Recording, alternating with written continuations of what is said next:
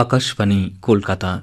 एहब एना सानतारि आखड़ा पन्साय मरेगेल तुरुई गेटुरे तुरुई मिटे Riyadh Geetanjali उछेन तालमाखन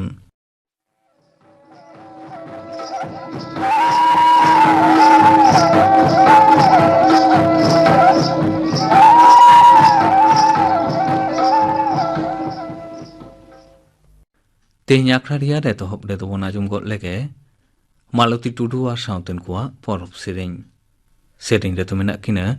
Malti Tudu are रूपो सरेन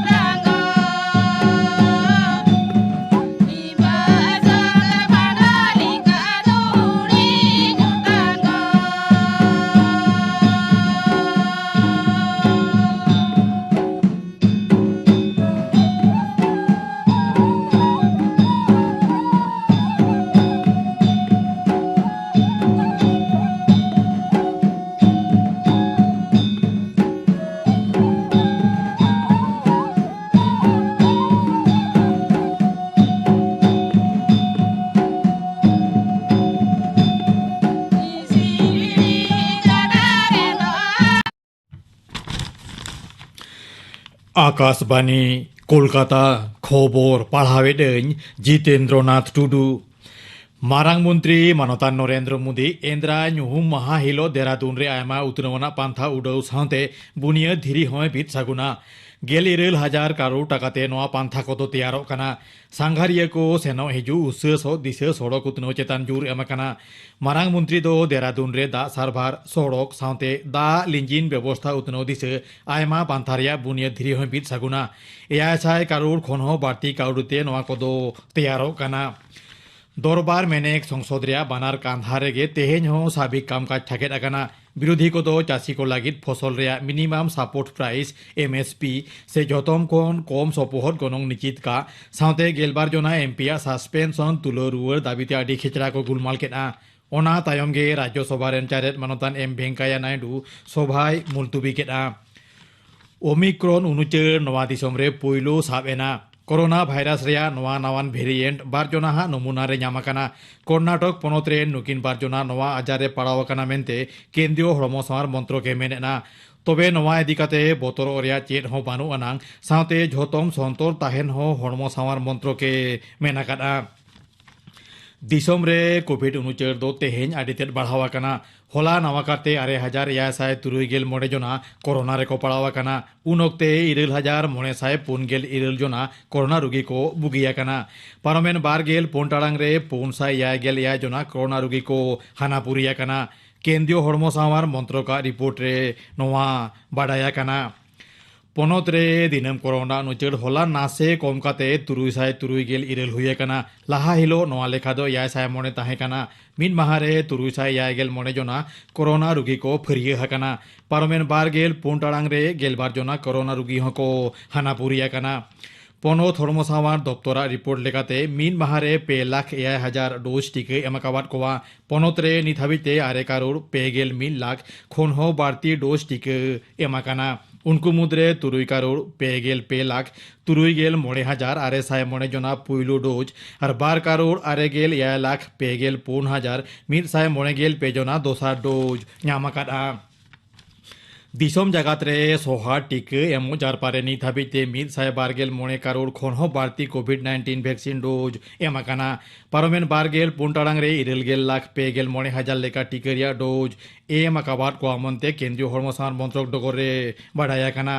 नोते केंद्रीय हड़मो सामार दप्तर मंत्री मानतान मनसुख मांडो भियाय मेनाकाना कोविड टीके ᱧᱟᱢᱟᱠᱟᱫ कोवा लेखा 129 करोड़ पारम दो दिसम रेन झोतो मानवा ठेनगे आडी गौरवबाना काना हर घर दस्तक जारपा दारायते दिसम दनवा उद्गव सला कोविड-19 विरुद्ध लड़ाई चालू इदिया मेनते हो उनी मेनतोरा केदा पनत गमके मातान जगदीप धनखड़ कोलकाता पुरो भोट इदिकाते तेहेन पनत रेन बाछन कमिशनर साय गापाल माराव काना बाछन कमिशनर मातान सौरभ दास बाछनानी सोच सापड़ा इदिकाते सानामा बाडाय होचो कादिया मेनते मानतान धनखड़ मिड ट्वीट रे मेनाकादा मानतान धनखड़ दो अन अरिसे संविधान रेया हुकुमनामा मानाव बाताव काते कामी लागिद कमिशनर परामेसे एमाकावादिया दाराकान सेरमारिया माध्यमिक बिनिड लागिद निहत गे टेस्ट हता हुयु आमेंते पनत सरकार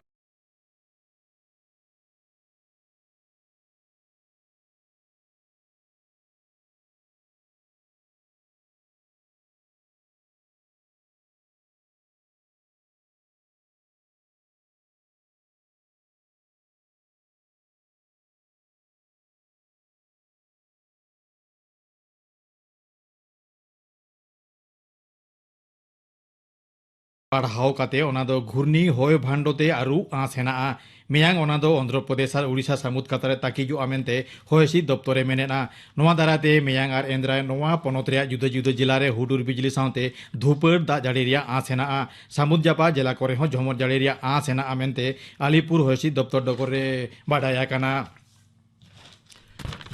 कोविड वैक्सीन रेया 190 करोड़ डोज सेन भारत लाहा कान ऑक्टो रगे कोरोना रेया नावान भेरिएंटा खबर गाहिर भावित कारण लेकाते तिंगुयेना नोंकान परिस्थिति रे आंजुमिया कोठेन आलिया नेहर उसरा पूरे डोज टीके हताव पे एटा कोहो टीके हताव रे सपोहट कोपे कोविड जांगे दाराम दिसे नवा को पेया नियम विधि माना बताव लगती कना ठीक सही आर निहत गे मास्क खरो हुयुआ निरे सांगिन बुझाई दोहे हुयुआ ती आर मोचा सारा घाड़ी साफा साफी दोहोय लगती कना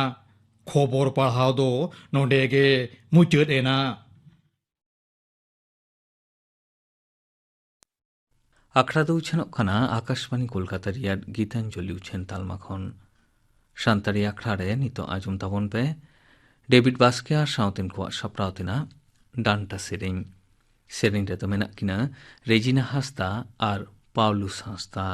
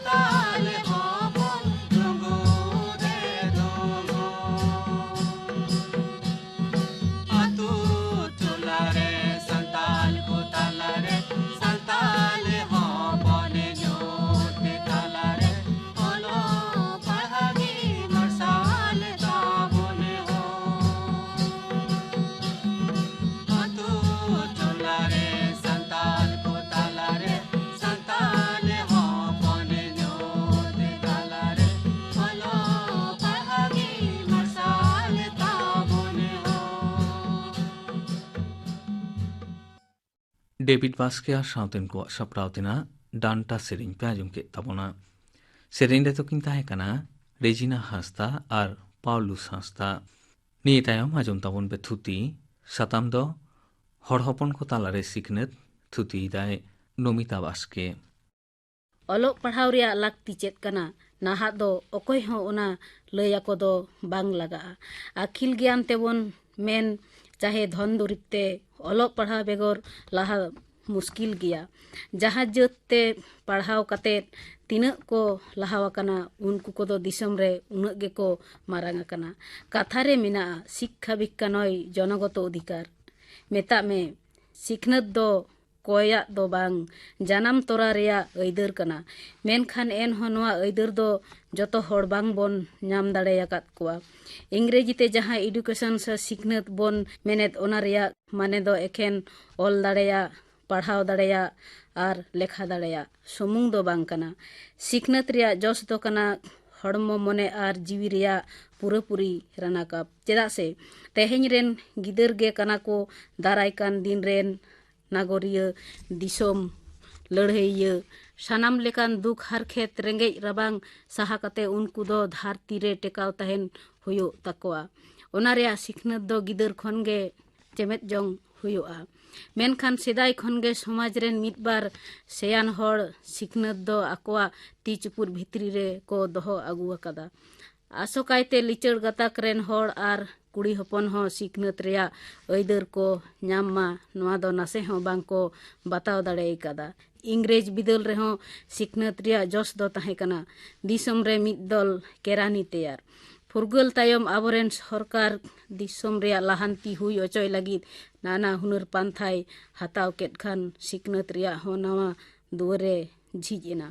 एतोहब सिखनत से प्राथमिक शिक्षा रेया जोश दो कना गिद्रवा भितरी रे ओका दाड़े उकू मेना ओना हारा बुरुई आर आया समाज जीवन साव गाते दाड़ेया लेका दाड़े आरजाव बदलोक कान समाज दिसम आर बेढ़ायते रूप बिरित से परिवेश साव उपरूम हो एतोहब सिखनत रेया आर मिद जोश कना विश्व कवि रविंद्रनाथ ठाकुर खन एतोहब कतेद ᱧᱩᱛᱩᱢᱟᱱ अर्थनीतिविद सेन हाबी जतो हड़गे को मेन अकादा एतोहब सिखनत से प्राथमिक शिक्षा दो जतो खन लाहातेया आर जतो खन मारांगा कना एतोहब सिखनत रेया अनाट से आझाट हुई लेनखान दिसम दो बांग लाहा दुग हो बांग सहा 1950 साल रे 26 जनवरी दिसम हड़ जहाँ संविधान बन आंगोज केदा ओनारे लय अकाना मिदगेल सेरमा भितरीते तुरुई सेरमा खन मिदगेल पुन सेरमा उमेर रेन सानाम गिदर फ्री एंड कंपलसरी एडुकेशन मेता में बिन पैसाते सिखनत जरूर गे एमा को हुआ मेनखान दुख रिया कथा मिदगेल सेरमा भितरीते सिखनत रेया ᱧᱩᱢ लेकान लाहांती दो बांग हुई लेना आदिवासी से सांताड़ गिदर मा ढेर तेत गे एतोहब सिखनत रेया गानाडे हो बांग को लेबेद दाड़ेयादा मेनखान चेदा नोंका हुईना तुमखी तलाश नेल लेखान अज को दो नोंका लेका हुई दाड़ेया सांताड़ गिदर दो आकुआ गो पारसीते सिखनत रेया इत बानु तकोआ ओना बिदल मा सांताड़ गिदर नासे हो दिकु रोड बांग को बुझेत ताहे बतर ते हो अथन गिदर स्कूल बांग को मोहडा कान ताहे सांताड़ हपन दो जाजुग गे रेंगे हड़ सेता खन सिंगर हकाल कांदाल कामी कतेन हो बार बेड़ा बार चुपुर जमा बांग को नामा गिदर पिदर मा मेरम गुपी डांगरी गुपी बांगखान हड़ा ओड़ा रे गुती काड़मी कतेत को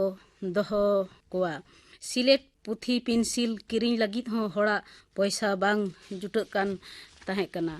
बुद अखिलते खाटो से हुस बांग ताहे ना आदम हड़ दो गिदर स्कूल रे बांग को कुलेत को ताहे कना कोड़ा गिदर को भर्तियत को ताहे रहो कुड़ी गिदर दो एकाल गे बांग आतु आतु स्कूल हो उन दो बांग ताहे कना बीर बुरु पारम कते संगीन आतु रे सेन कते ओलो पढ़ाव सेड़ाई दो मुश्किल ताहे कना सांताड़ दो कामीजोंग हड़ ढेर तेद हड़गे गिदर पिदर हेव कते नामाल कछाड़ कोयला खदन चा बगान रे नालहा कते को लोलो दाएत ताहे थाम गाड़ी बांगते उनको रेन गिदर कोआ ओलो पढ़ाव दो एकाल बांग हुयुक कान ताहे नुआ को बेगर हो अथन ओज ताहे कना ओना तायो नेल नेल तेगे पुनगेल सेरमा पारोमेन सेटेरना 12,000 साल मेनखान जतो को लागिद सिखनत से सकलेर जन्नो शिक्षा दो बांग हुई लेना प्राइमरी स्कूल रेया लेखा पहिल खन दो अथन सांगेयन रेहो अडी सांगे गिदर नितो स्कूल रेया बाहरे रेगे को तहें यकना स्कूल रे भर्ती यकान गिदर हो अडी लेकान ओचते ताला होर रेगे पढ़ाव को बागी यकदा 2001 साल रेया भारत सरकार ह्यूमन रिसोर्स डेवलपमेंट दफ्तर रिपोर्ट लेकाते बड़ायकना पश्चिम बांगला साइकोड़ा पुनगेल गोटे गिदर 4 किलस आउरी तेगे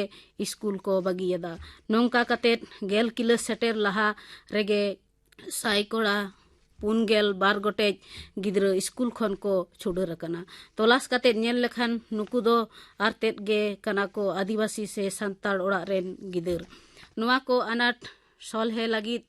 प्राइमरी स्कूल करे गिदर को लगित बिन पैसाते पढ़ाव पुथी आर तिकिन बेड़ा जमा से मिड डे मील रेया बंदेज हुई अकना कुड़ी गिदर सेरमारे मिद धाव स्कूल ड्रेस एम हुई अकना नुआ को बंदेज हतेते स्कूल रे गिदर दो आरतेत को संगे इदी अकना एखेन इन को दो बांग 1992 खन सार्विक साक्षरता अभियान रेयांग आड़ांग दो हड़ हपन ताला रेहो बेसगे रामावकन तकवा 1999 खन डीपीईपी पश्चिम बांगला रेया जिलारे मिट्टन प्रोजेक्ट ए हताव कदा ᱧᱩᱛᱩᱢ ᱫᱚ ᱥᱚᱨᱵᱚ ᱥᱤক্ষᱟ ᱚભિયાન ᱡᱟᱦᱟᱸ ᱨᱮᱭᱟᱜ ᱢᱩᱞ ᱡᱚᱥ ᱫᱚ ᱠᱟᱱᱟ ᱡᱚᱛᱚ ᱠᱚ ᱞᱟᱹᱜᱤᱫ ᱥᱤᱠᱷᱱᱟᱹᱛ ᱡᱚᱣᱟᱣ ᱚᱪᱚᱭ ᱞᱟᱹᱜᱤᱫ ᱦᱚᱨ ᱫᱚ ᱱᱚᱝᱠᱟ ᱠᱟᱱᱟ 9 ᱥᱮᱨᱢᱟ ᱩᱢᱮᱨ ᱨᱮᱱ ᱥᱟᱱᱟᱢ ᱜᱤᱫᱟᱹᱨ स्कूल रे भर्ती को भर्ती अकान गिदर स्कूल रे साब दोहो को सानाम गिदर भागे लेका सिखनत एमा को लई तोरा गानोआ नुआ को आंदोड़ रेया जो बहा दो बई बईते नेल ᱧᱟᱢᱚᱜ ᱠᱟᱱᱟ ओना तेड़ोंग ओलो बांग बड़ाई हड़ हो स्कूल रे आकोरेन गिदर भर्ती लगित को लहा हिजुक कना मेनखा नुना कतेर रेहो सांताड़ गिदर लगित जंगे तहेन कान गया ओना दो कना अकोआ गो पारसी सांताड़ी ते सिखनत बांगेम दिसम रे सिखनत इदी कतेत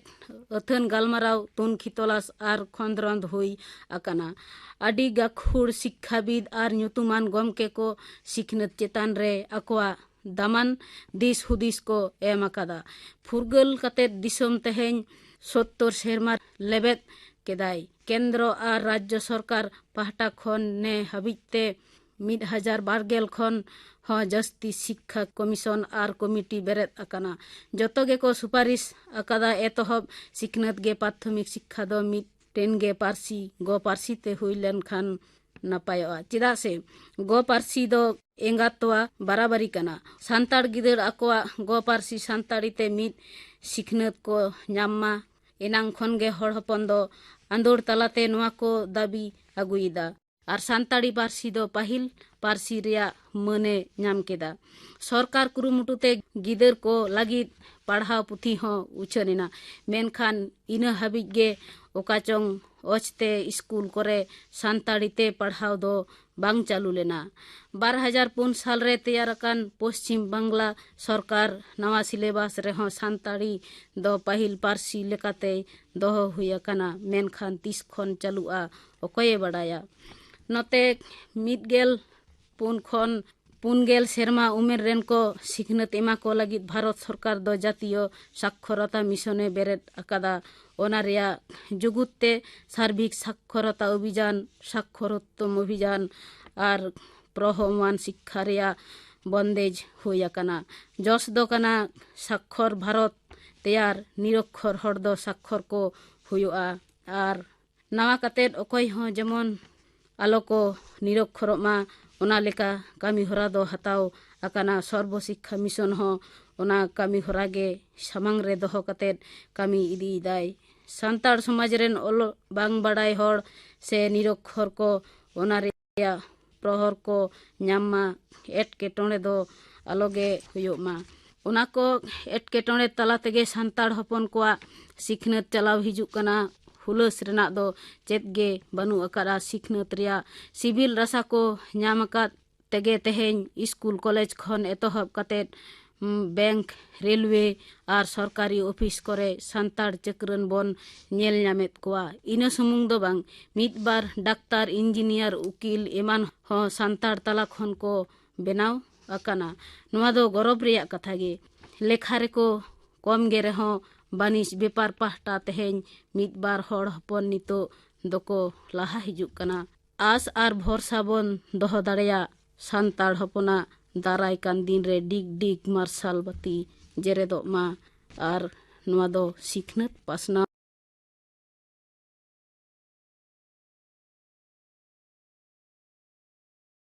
जुमके तपना थुते किदाय नोमिता बास्के तेहेñ आखड़ा रियार मुचेद रेदो ले होइलेन गे गापना आखड़ा कमी हरा गापा आकाशवाणी कोलकाता रियार मैत्री चैनल रे बसियम 12:30 बजा खन 1 बजा हाबी आजमोआ सानताड़ी सेरेñ आखड़ा आकाशवाणी कोलकाता रियार गीतांजलि उछेन तालमा खन माजान बेड़ा 12 पेगेल ट्रिज खन पेटारांग धाबी आजमोआ माजान बेड़ा रियार सानताड़ी सेरेñ आखड़ा और सिंगर बेड़ा रियार सानताड़ी आखड़ा रेदो आजमोआ चंद्र मुर्मुआ सावतेन को सेरेñ और आजमोआ गिद्रे को आखड़ा मिरुआरांग सप्राव रेदो को ताहेना किए झान्ना रुशिका गांवता डेबरा पश्चिम मेदिनीपुर गापना आखड़ा कमी हरा पे आजम के ताबोना तेहेñ आखड़ा रियार मुचेद रेदो सतीश रॉय मुर्मू और सावतेन को सप्राव तेना लागरे सेरेñ बन आजम तोरा लेगे सेरेñ रेतो मेना किना चूड़ामुनि मुर्मू और लक्ष्मीमुनि मुर्मू